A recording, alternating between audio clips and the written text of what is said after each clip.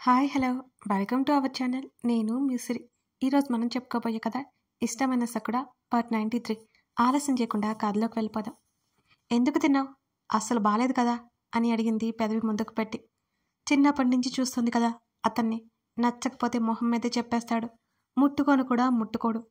ఆమెను మీదకి లాక్కుని, ఏడవడం అంటే అంత ఇష్టమా నీకు అని ముఖం చిట్లించి చూశాడు. మాట్లాడలేదు. మూతి ముడుచుకొని చూస్తుంది ధరణి. తల మీద వాటర్ ట్యాంక్ ఉంటుంది ఎప్పుడు విసుగ్గా అన్నాడు. వేరేది తెస్తాను కదా బేలగా చూసింది. డిన్నర్ అయింది, మాట్లాడకుండా పడుకో చెప్పి అతని ఛాతీ మీదకి వాల్చుకున్నాడు. అతనిలో ఏదో విసుగుతో కూడిన ఫీలింగ్ ఉంది. అది తెలుస్తున్నా ఎందుకో అర్థం కాలేదు ధరణికి. అడిగినా చెప్పేవాడైతే ఈ పాటికి చెప్పేయాలి కదా. అయినా ఆమె మనసు ఊరికే ఉండలేకపోయింది. నెమ్మదిగా అతని ఛాతీ మీద ముగ్గులు వేస్తూ, ఓయ్ నీ ఫ్రెండ్స్ బాగానే ఉన్నారా అని అడిగింది నెమ్మదిగా. నన్ను ఒకసారి తీసుకెళ్ళొచ్చు కదా, నేను చూస్తా. తల ఎత్తి పైకి చూసింది ధరణి. అతని కనులు మూసుకుని ఉన్నాయి. వేద ఉన్న సిచ్యువేషన్ ఆమె చూస్తే ఆమె ఖచ్చితంగా డిస్టర్బ్ అవుతుంది. అందులోనూ తమ పెళ్లికి రావడంతో ఇలా జరిగిందని ఆమె ఆలోచిస్తూ ఉంటుందని అతనికి కూడా తెలుసు. అందుకే నిర్మోహమాటంగా చెప్పేశాడు వద్దు అని. ఎందుకు వద్దు? చప్పున పైకి లేచి తల ఎత్తి చూస్తుంది ధరణి. అతని ఛాతీ మీద 2 అరచేతులు పెట్టి వాటిపైన గడ్డ ఉంచింది. మరి అతని ముఖంలోకి చూసింది. అతడు దీర్ఘంగా నిట్టూర్చి కళ్ళెత్తి చూశాడు. నెమ్మదిగా ఆమె చెవి వెనుక చేతిని పొనిచ్చి బొటన వేలితో ఆమె చెంప మీద నిమిరాడు.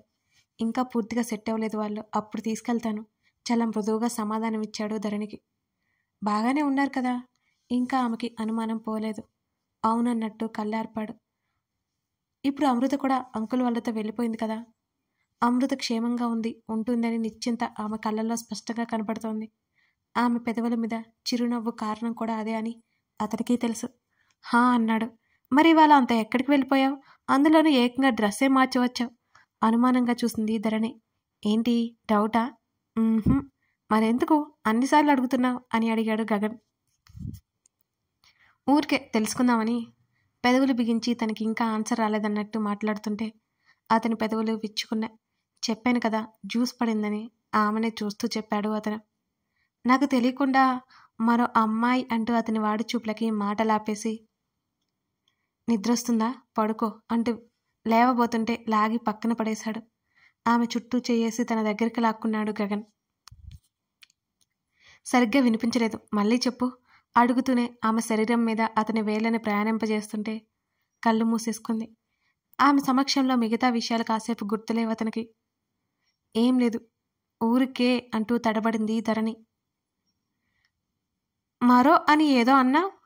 అతని తాకిళ్ళకి ఆమె చిగురుటాకింది. ప్లీజ్ ఆమె గొంతు వణికింది. ఏంటి ఊరికే? ఆమె మెడవంపులో ముఖం దాచుకున్నాడు.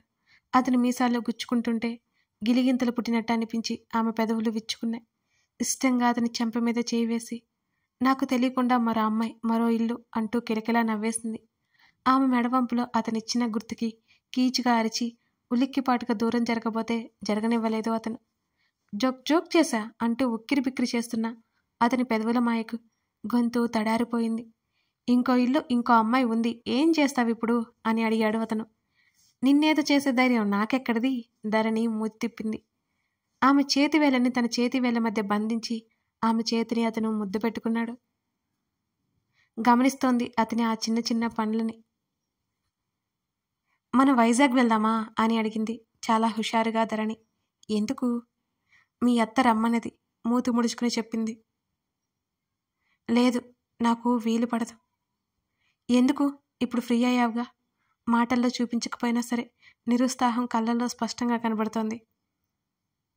లేదు పనులున్నాయి తన కౌగిలిలోకి లాక్కుంటూ చెప్పాడు. పెదవి విరిచి కళ్ళు మూసుకుంది. ధరణి కోసం గగన్ ఇంటికి వచ్చేశాడు కానీ కమల్కి సాయంగా అక్కడే రాజేష్ను ఉంచాడు. అలాగే అమృత కోసం సెక్యూరిటీ అరేంజ్ చేశాడు. ఉదయ్ కోసం అతని వేట మొదలు పెట్టేశాడు. బంధం బంధుత్వం అనే పదాలు అతను మర్చిపోయాడు. ఒక వ్యక్తి మీద ఎన్నడూ లేని కోపం కసి ఉదయ్ మీద నిండుకున్నాయి అతనిలో.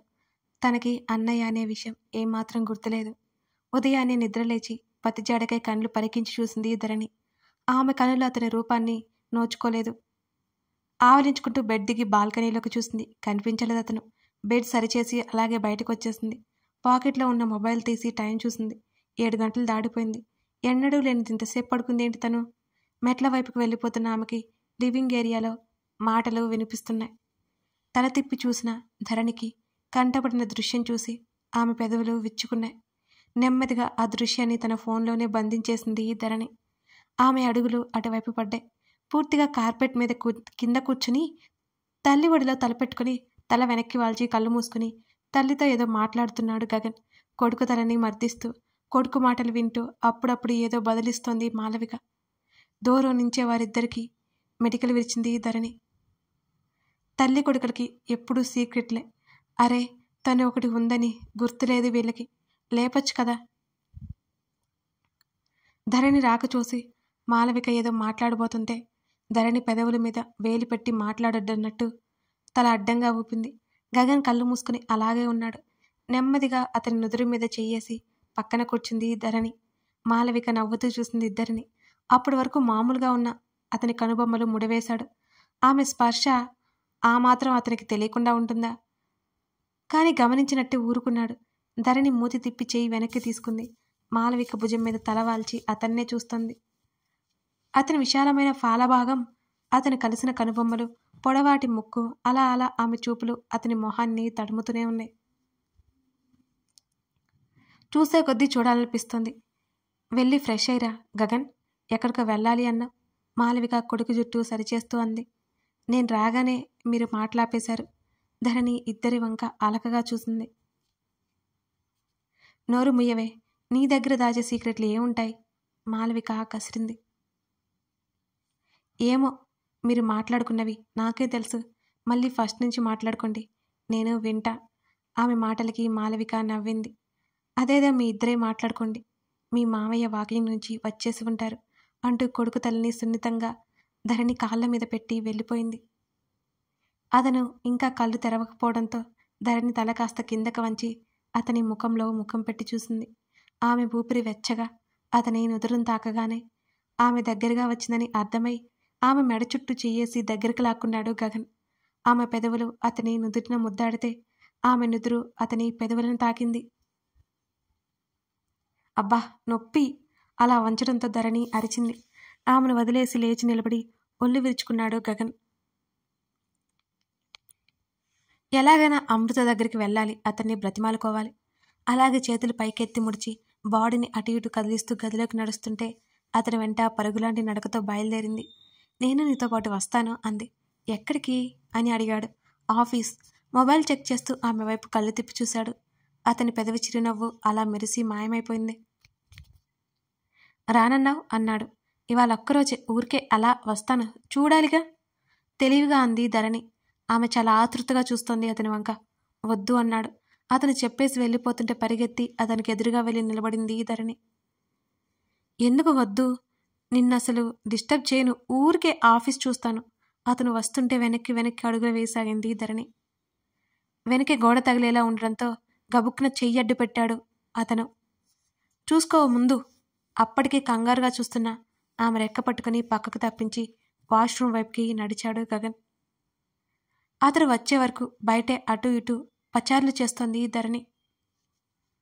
తల తుడుచుకుంటూ తలుపు తెరిచిన అతనికి ధరణి తలుపు ముందే కనిపించగా కళ్ళు చిన్నవి చేసి చూశాడు.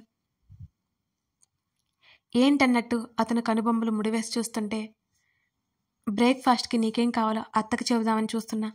అతని చూపుల వాడికి విషయం చెప్పకుండా మాట మార్చేసింది. అతడేం మాట్లాడకుండా బట్టలు తీసుకోవడానికి వెళ్ళిపోతుంటే నేను తీనా అంటూ అతని ముందరకొచ్చి నిలబడింది ధరణి.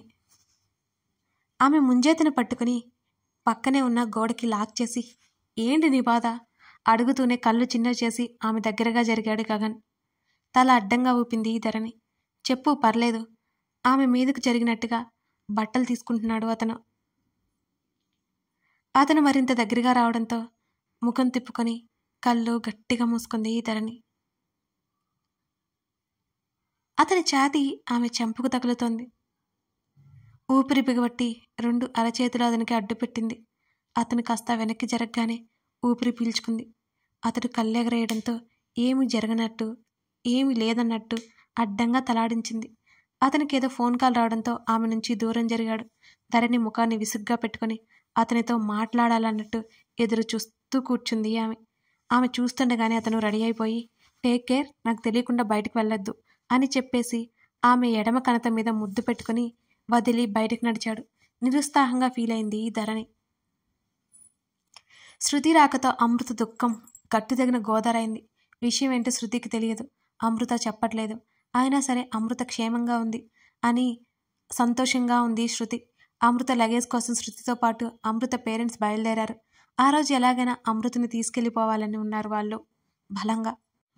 కమల్ తలుపు తెరుచుకుని లోపలికి రాగానే అమృత ఉలిక్కి పడ్డట్టు చూసింది.